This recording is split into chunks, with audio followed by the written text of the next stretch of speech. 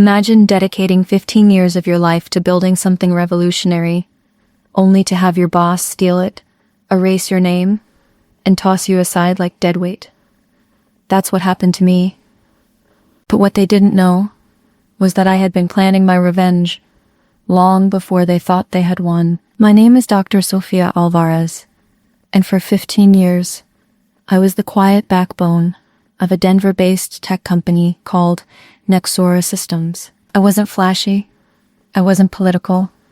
I was an engineer, a builder.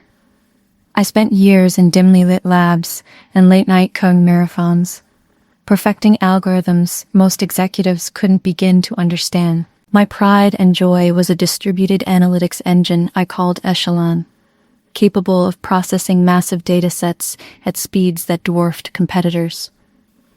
It wasn't just a program. It was my life's work, and it turned Nexora into a billion-dollar powerhouse. But if you'd asked CEO Michael Carter, who deserved credit, he'd smile, straightened his $1,000 suit, and say, "Our leadership team." He never once said my name. The knife fell on a Tuesday. I was called into a glass-walled conference room, the kind designed to look transparent, but used for quiet executions. Michael sat at the head of the table, flanked by Heather from HR and Tom, the CFO. "Sophia," Michael began, his voice smooth as oil. "As you know, Nexora is restructuring. Your role is being consolidated under product development." Heather slid a manila envelope across the table. Inside, severance papers. 15 years, reduced to a 2-week payout for every year and a pat on the head. I kept my face neutral, though inside I was vibrating with rage. "I see," I said softly. Michael leaned back, smug. "This is nothing personal. You've been valuable, but we're moving in a younger, more agile direction." Younger, agile. Translation, cheaper, replaceable. What none of them realized was that I had been expecting this moment. 3 months earlier, an internal memo accidentally landed in my inbox. A strategy deck, Michael's plan to edge me out while claiming Echelon as a collective company innovation. The kicker? They hadn't filed the patent yet. When I confronted legal, they waved me off. "Oversight, we'll handle it." But I knew better. So I started quietly building my escape hatch. On my personal computer, outside of company time, I refined Echelon, improved efficiency by 40%, documented everything with timestamps, logs, signed witness statements from friends who had seen me working late into the night in my own apartment. Then, I filed the patent under my own name. Last month, it was approved. And last night, I signed a contract with Nexora's biggest rival, Orion Technologies, giving them exclusive licensing rights. Which meant that the very moment Michael pushed me out, he was also cutting Nexora off from the engine that powered their flagship product. I sat there, listening to him drone on about transition periods and exit interviews, while inside, I was already imagining the chaos that would erupt when the news broke. "Of course," I said finally, rising to my feet. "I understand. Business is business." Michael smiled, visibly relieved. He had expected begging, tears, maybe fury. My calm unsettled him. "Thank you for being professional about this," Heather said prickly, as if she wanted the meeting to end before the mask slipped. I left without another word. That night, I met Ethan Chen, Orion's CEO, at a rooftop bar overlooking the Denver skyline. "They finally did it, huh?" Ethan said, raising a glass of bourbon. "They think they've won," I replied, sipping my club soda. "And you know how it affects the power of dissent. I agree with that in my days of kind. But Monday morning, they're going to wake up to a very different reality." Ethan slid a folder across the table. "The press release is ready. Exclusive licensing rights to your patent. You'll come on board as Chief Innovation Officer, 7-figure signing bonus, equity stake, royalties, and your entire team Positions are waiting if they want out. I exhaled slowly, the weight of years lifting from my shoulders. My team, the 6 engineers I had mentored, who had stayed late nights with me, debugging code over takeout. They deserved better than Michael's empty promises. They'll follow me, I said confidently. Ethan grinned. Then Monday is going to be fun. The next 2 days passed in a blur of staged smiles and quiet goodbyes. HR exit interviews. Boxes packed with family photos and trinkets from a decade and a half of work. Marjorie, Michael's right hand, stopped by as I taped up my final box. She leaned against the doorframe, casual in her silk blouse. "No hard feelings, I hope," she said, though her eyes gleamed. "Restructuring is tough, but leadership felt we needed fresh energy." I smiled thinly. "No hard feelings. Business is business." Something in my tone made her shift uncomfortably, but she quickly masked it. "Well, good luck." "Thanks," I said, slipping my award for Innovator of the Year into my box. The irony wasn't lost on me. On Friday afternoon, I turned in my badge and laptop, walked out of Nexora's steel and glass headquarters, and didn't look back. The sun was setting behind the Rockies, painting the sky crimson. I paused on the sidewalk, staring up at the building where I'd given so much of myself, and whispered, "Monday, it's your turn to bleed." The weekend after my firing was both the longest and shortest of my life. On the surface, everything felt ordinary. Saturday morning joggers filled the park near my apartment. Children's laughter echoed from playgrounds.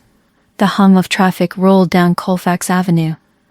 But inside me, a storm was raging. I wasn't devastated, not in the way Michael probably imagined. I wasn't curled up crying over the loss of a job. I was restless, awake.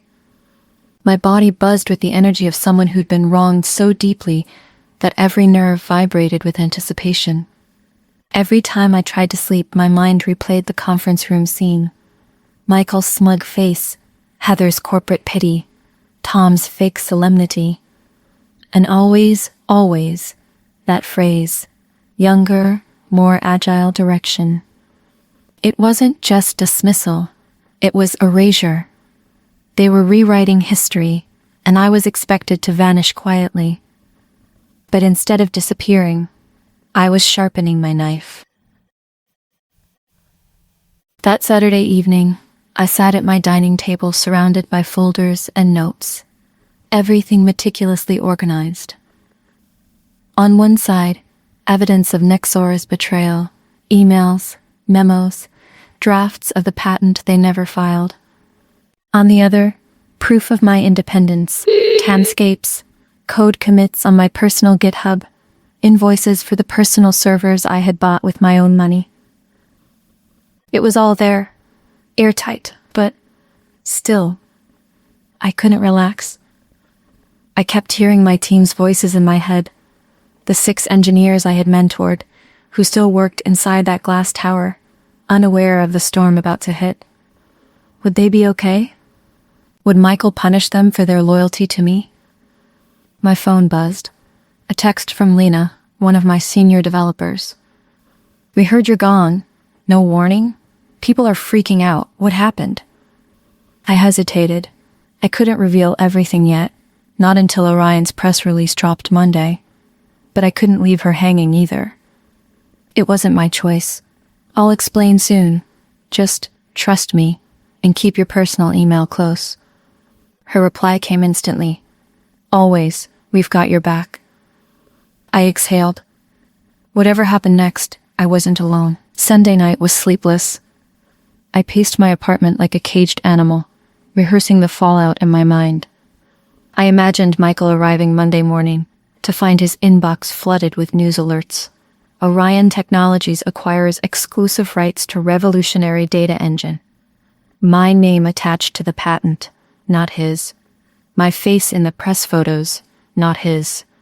I pictured the board members' reactions, the investors, the clients.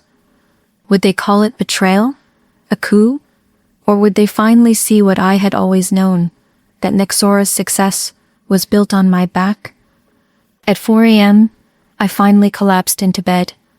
Heart pounding, mind electric. Monday couldn't come fast enough.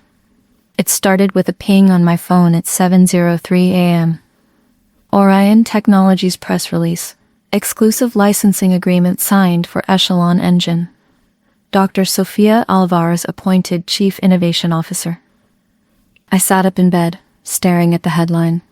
There it was, in black and white. My name, my invention, my victory. By 7:30, my inbox exploded. Journalists requesting interviews, colleagues congratulating me, recruiters circling like sharks. By 8, Lena called. Her voice was a whisper, urgent and breathless. Holy hell, Sophia! It's chaos here. The announcement hit everyone's inbox at once. Michael stormed into the conference room, red as a beet. People are saying the stock's already dropping. What did you do? I smiled into the receiver. Check your personal email. At 8:15, I sent the message I had been waiting months to deliver. Subject, next chapter. Body. To my 6 warriors, you stood by me through every long night, every impossible deadline, every dismissal from people who didn't understand what we were building. If you want out, Orion has senior positions waiting. Salaries doubled. Titles upgraded. Start next week. If you're ready, the door is open. I hit send and sat back, heart thundering. By 900, all sick by 900, had replied, yes, yes. Meanwhile, through whispered updates from Lena, I had a front row seat to Nexora's meltdown.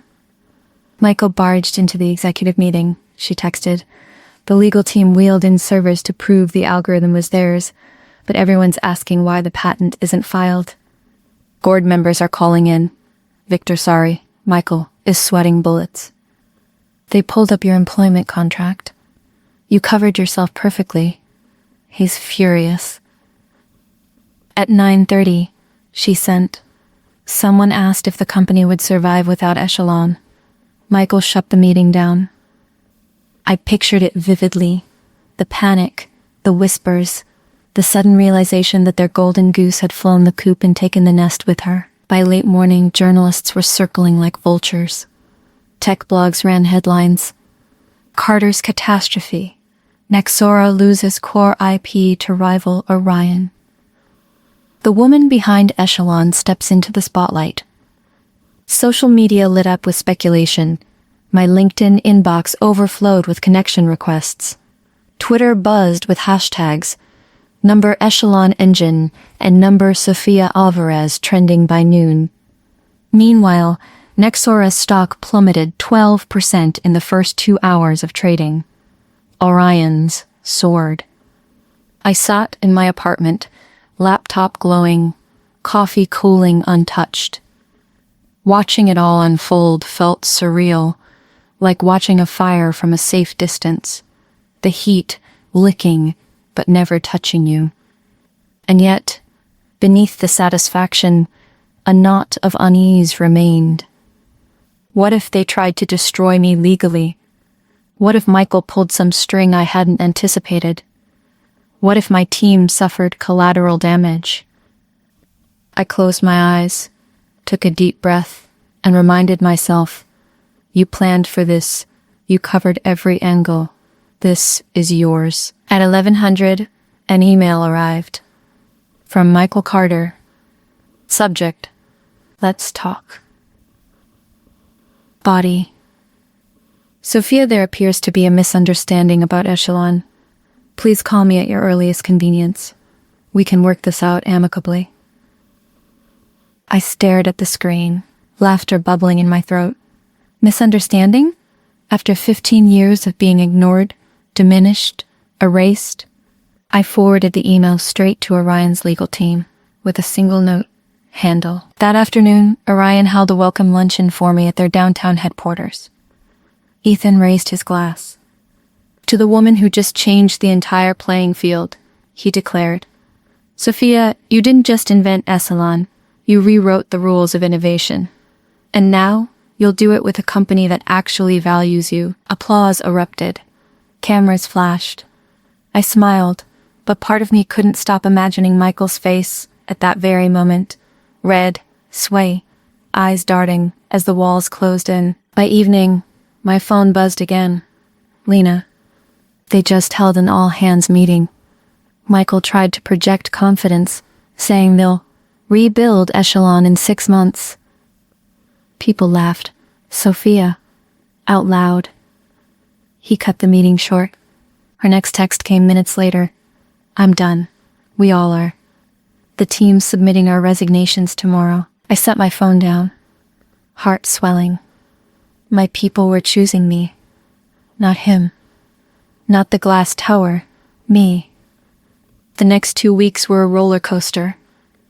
Nexora scrambled, issuing statements about continuity plans and ongoing innovation, but investors went fooled. Their stock plummeted 23% in a single week.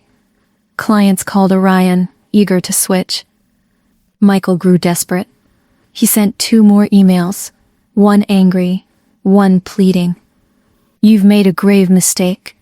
This won't end well for you. Please, Sophia. We can negotiate.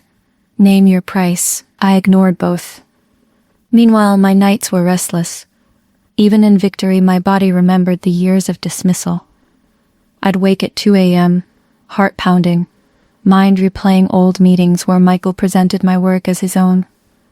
Old moments when I bit my tongue to keep the peace. Some nights I laughed into the darkness.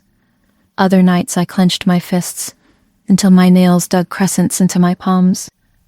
But always, I reminded myself, justice is finally mine. By the 3rd week, the resignations hit Nexora like a bomb. My 6 engineers submitted a joint letter, publicly thanking me for my leadership and announcing their move to Orion.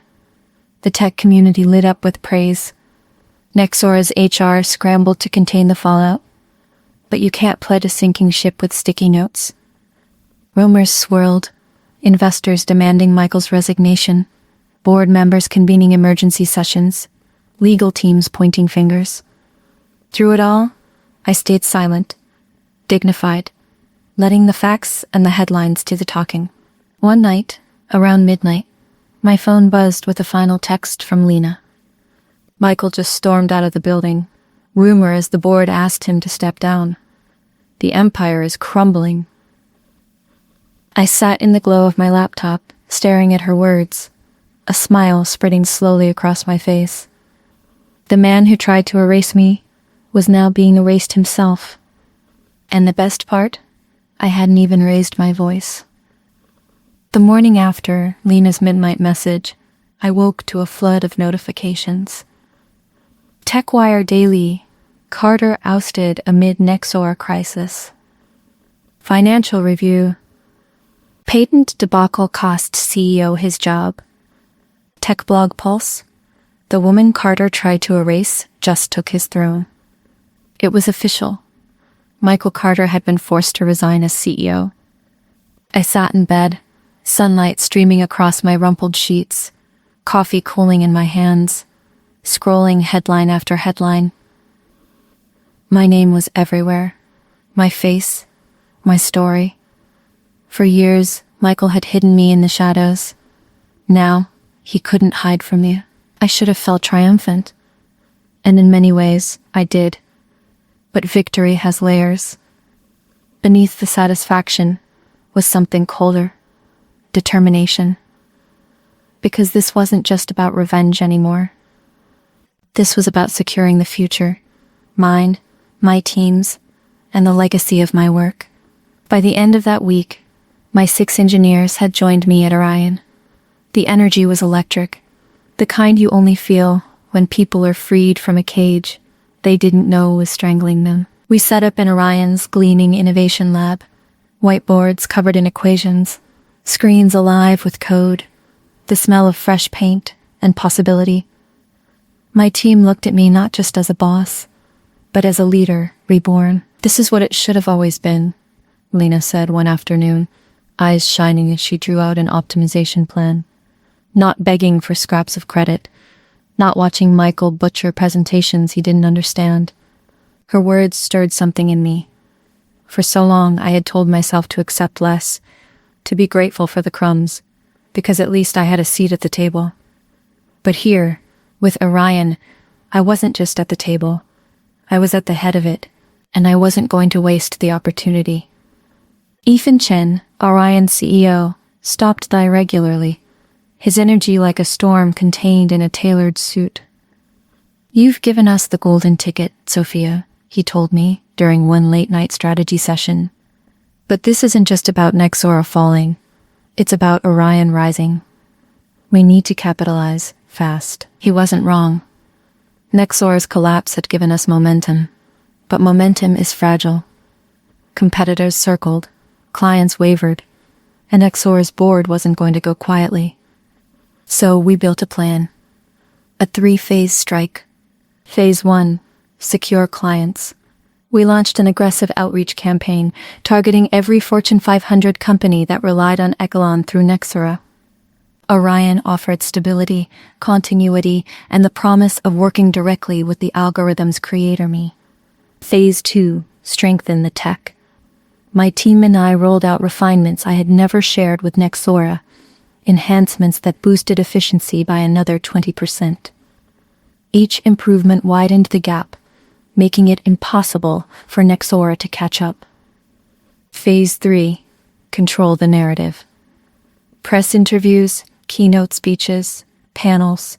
For every story Nexora tried to spin about moving forward, we countered with proof of innovation, integrity, and progress.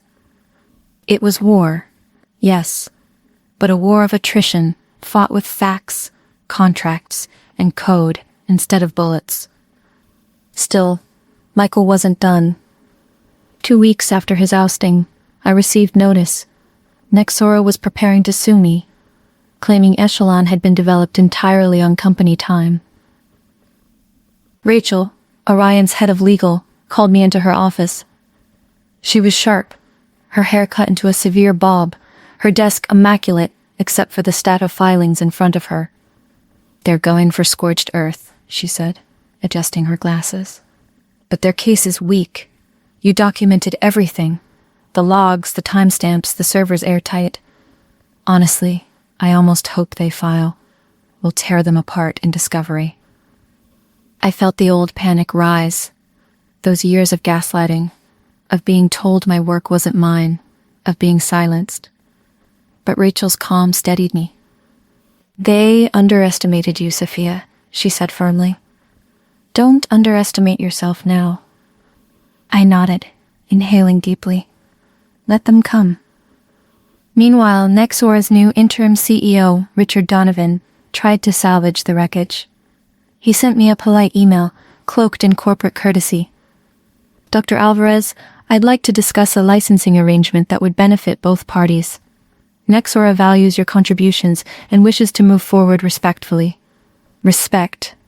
The word tasted bitter. Where was that respect when I was shoved out the door with a manila envelope? Where was it when Michael presented my work as his own, year after year? I forwarded the email to Orion's legal team without a response. The cracks inside Nexora widened daily. Employees fled, updating their LinkedIn profiles with desperate open-to-work signals. Clients defected to Orion in droves. Industry forums buzzed with speculation. Could Nexora survive without Echelon? Every evening, Lena sent me whispers from her contacts still inside. "They're holding emergency board meetings twice a week. Investors are furious. Half the C-suite might be gone soon.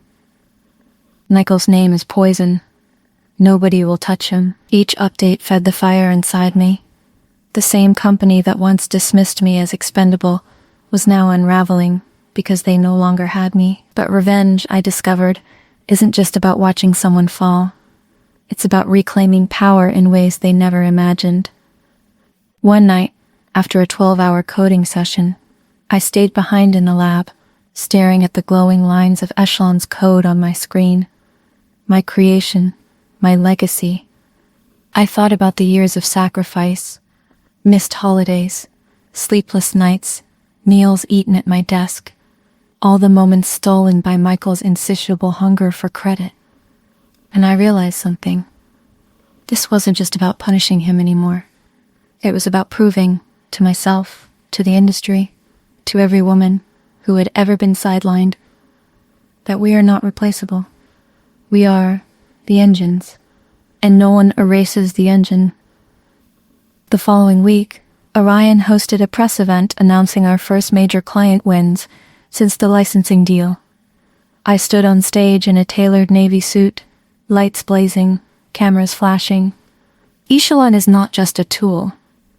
I said, my voice steady, resonant. It is proof that innovation thrives when you value the people behind it. For too long, companies have treated innovators as interchangeable.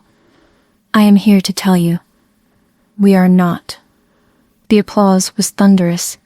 Industry reporters scribbled furiously, and somewhere I imagined Michael watching, powerless, as I claimed the recognition he had stolen for years. But the real turning point came not in a boardroom or on a stage, but in the quiet of a late-night phone call. It was Lena again. "You're not going to believe this," she whispered. "Michael's trying to shop around for consulting gigs. He pitched himself to 2 startups as the architect of Echelon. They laughed him out of the room." "Words out, Sophia. Everyone knows the truth now." I closed my eyes, letting her words wash over me. Years of invisibility, of silence, of humiliation, undone in a single sentence. Everyone knew the truth now. The lawsuit never materialized. Rachel's team had made sure of that. Nexora's lawyers, after reviewing my airtight documentation, advised the board against it.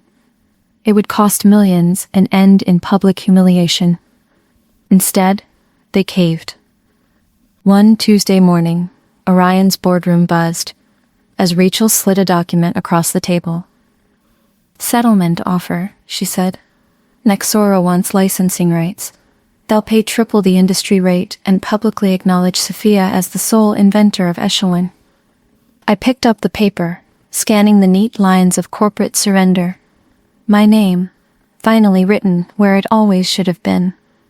"They'll choke on the acknowledgement," Ethan said with a smirk. "Good," I replied. "Let them." That evening, I stood on my balcony overlooking the Denver skyline, a glass of wine in hand. The city pulsed with light and life, but inside me was stillness. Michael was gone. Nexora was bleeding. My team was thriving, but more than that, I had turned years of dismissal into undeniable proof of my worth, and for the first time in a long time, I slept without dreaming of conference rooms and stolen credit.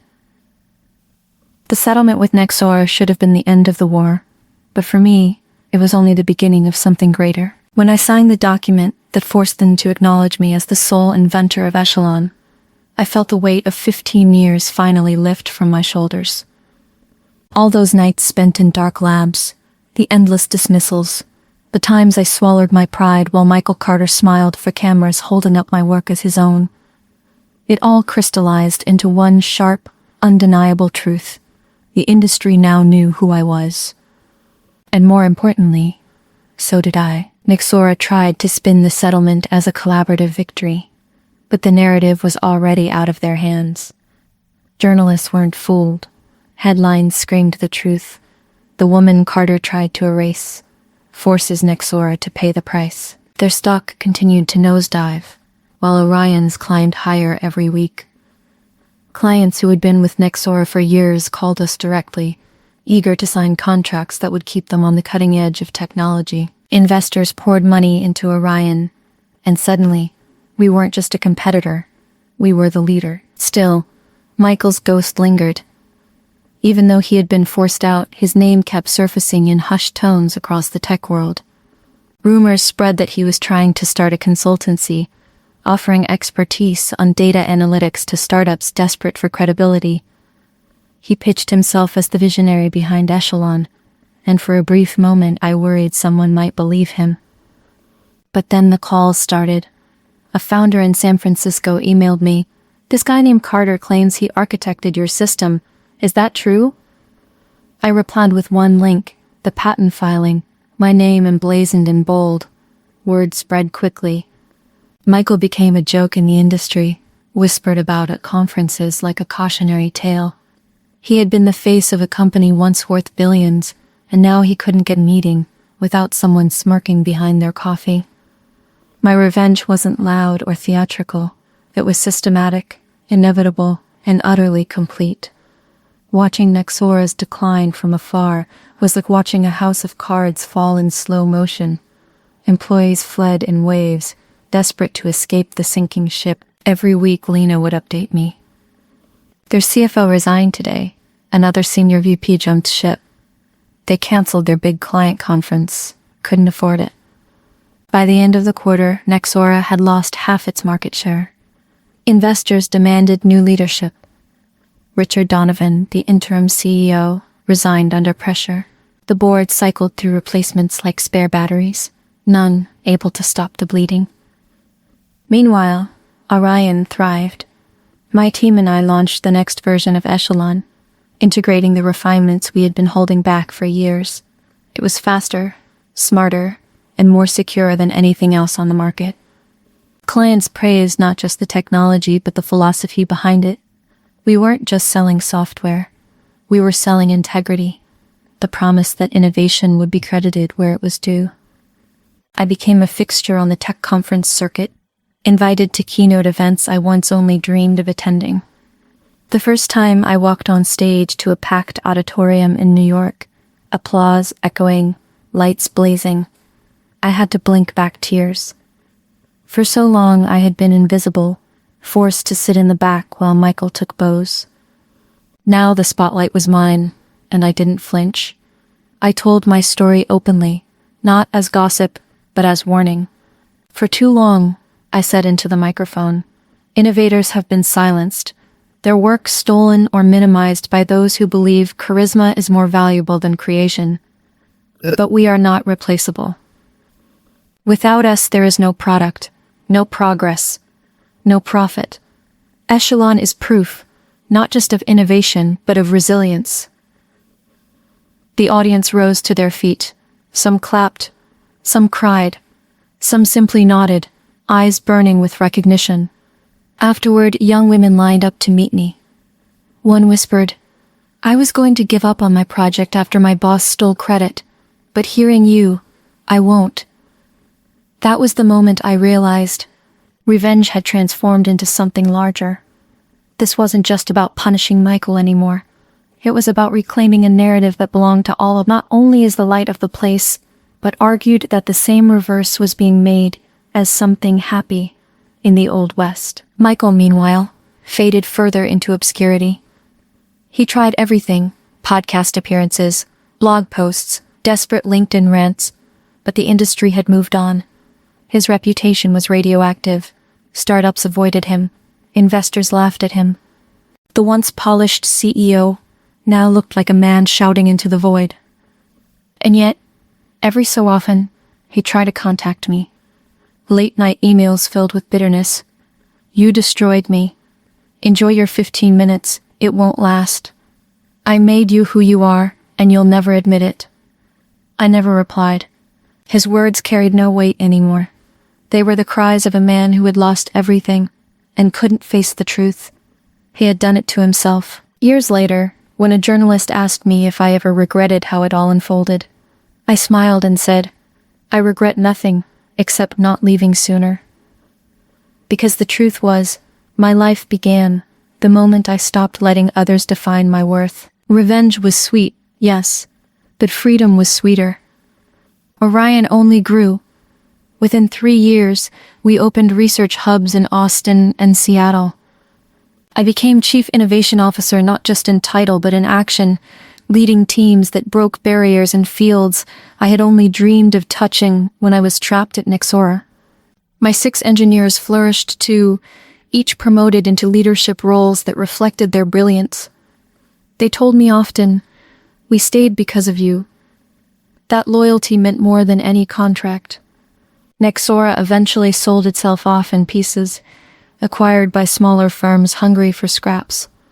Its name became a footnote in business textbooks, a case study in arrogance and mismanagement.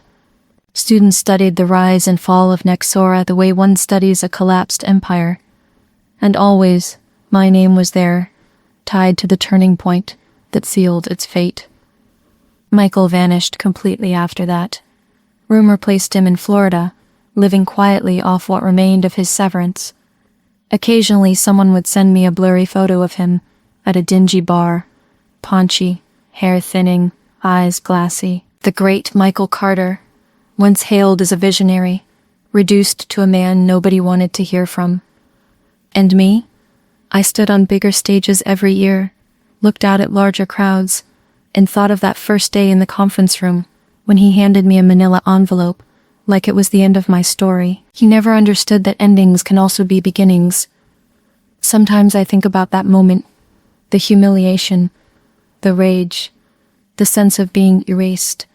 I let myself remember it, not with bitterness anymore, but with gratitude, because without it, I might never have built the life I have now. I might never have learned the true sweetness of revenge, not just watching your enemy fall, but watching yourself rise higher than they ever dreamed.